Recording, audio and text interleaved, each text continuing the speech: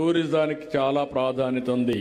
నేనే ఆ రోజు గోదావరి పుష్కరాలు చేశాను. నా లెక్క ప్రకారం ఇప్పుడు 3వసారి పుష్కరాలు మళ్ళీ నేనే చేయబోతున్నాను. మొట్టమొదటిసారిగా సమైక్య ఆంధ్రప్రదేశ్ లో చేశాను, 2వసారి మళ్లీ మన రాష్ట్రంలో చేశాను, ఇది 3వసారి మళ్లీ పుష్కరాలు వస్తున్నాయి. మన సాంప్రదాయం, ప్రకృతిని మనం ఆరాధించడం మన సాంప్రదాయం, నదుల్ని పూజించడం మన యొక్క సంస్కారం. అందుకే మొన్న మీరు చూస్తే గంగా ఏదైతే పుష్కరాలు వచ్చాయో, ఏ విధంగా కుంభమేళ వచ్చిందో చాలా బాగా చేశారు.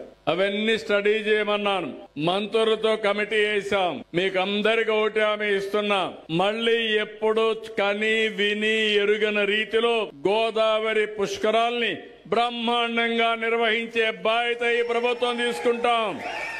పనులు ప్రారంభమైనాయి.